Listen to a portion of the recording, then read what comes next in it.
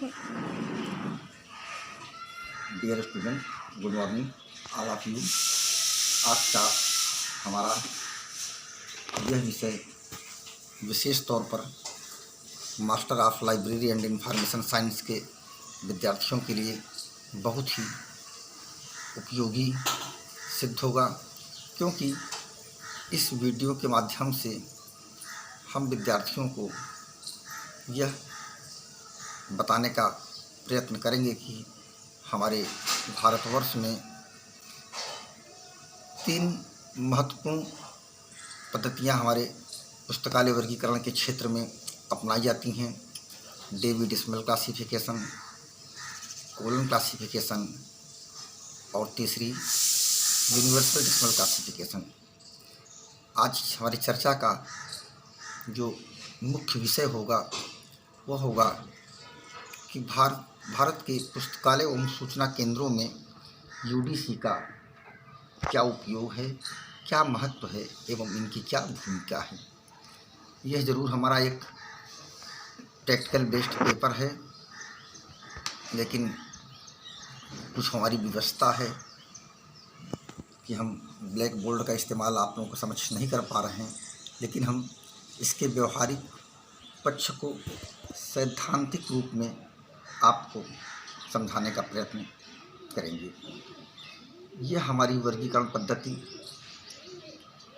1895 में बेल्जियम के 2 उत्साही पेशे से अधिवक्ता हेनरी लाफॉन्टेन एवं पॉल एटलेट नामक के 2 व्यक्तियों द्वारा इंटरनेशनल कॉन्फ्रेंस ऑफ बिब्लियोग्राफी के परिणाम स्वरूप इस पद्धति का आविर्भाव हुआ।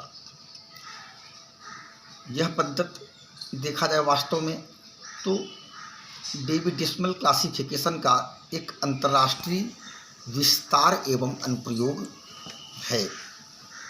आपने इंटरनेशनल इंस्टीट्यूट ऑफ बिब्लियोग्राफी में उपलब्ध समस्त पुस्तकों एवं प्रलेखों के लिए किसी सूक्ष्म वर्गीकरण पद्धति की आवश्यकता का अनुभव किया।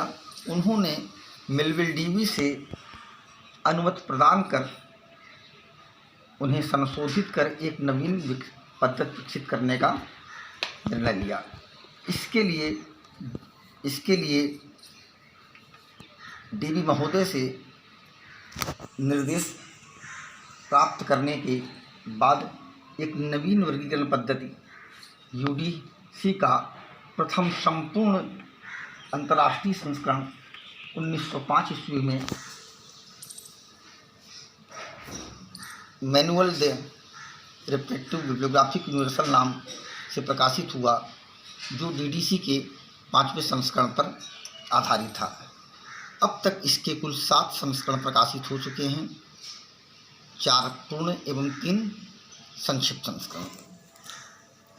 और यह पद्धति हमारी 3 भाषाओं में प्रकाशित की जा चुकी है, इंग्लिश, फ्रेंच और जर्मन।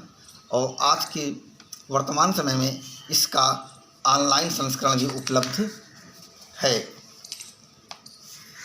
तो इस पद्धति की अगर हम विशेषता की बात करते हैं तो देखते हैं यह पद्धति और डीडीसी में सिर्फ इतना अंतर है, क्योंकि जैसा कि हमने पूर्व में ही बताया है, यह पद्धति डीडीसी का अंतर्राष्ट्रीय विस्तार एवं प्रयोग है।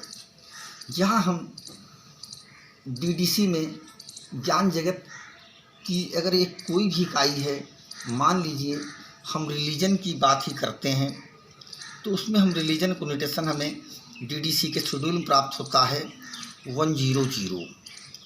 तो अगर हम यूडीसी में बात करते हैं तो यूडीसी में हमें सिर्फ 1 प्राप्त होगा। कहने का अभिप्राय है कि जहाँ डीडीसी में हमारे नोटेशन मैक्सिमम 3 अंक से निर्मित होते थे, तो वही नोटेशन या वही विषय यूडीसी में सिर्फ 1 अंक से उसका प्रतिनिधित्व होगा। तो इस तरह से हम यूडीसी में 0, 1, 2, 3, 4, हाँ यहाँ ध्यान दीजिएगा कि 4 लैंग्वेज को वैकेंट रखा गया है, इसको साहित्य के साथ ऐड किया गया है। इसके अलावा डीडीसी की तरह ही इसे पुनः 10 इस तरह इसके उप विषयों में बांटा गया है। यूडीसी में ज्ञान जगत का विभाजन इस प्रकार किया गया है: 0 journalist, 1 philosophy metaphysics, 2 religion theology, 3 social science including statics law education. 4 को हमने पूर्व में ही बताया था कि 4 को वैकेंट रिक्त स्थान रखा गया है। 5 हमारा pure science mathematics and natural science. 6 applied technology. 7 art including architecture photography recreation entertainment. 7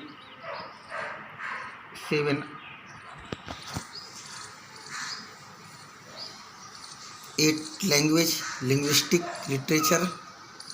9 geography biography history. इसमें हमारा एक्सिलरी टेबल का प्रयोग इसके स्वरूप को वास्तव में डीडीसी से अलग करता है तथा इसे फेस्टेड क्लासिफिकेशन का दर्जा दिलाती है। यूडीसी में 2 तरह के एक्सिलरी टेबल्स का यूज किया गया है: common axillary and special axillary. UDC में कॉमन आइसोलेट के स्थान पर कॉमन एक्सिलरी का प्रावधान किया गया है।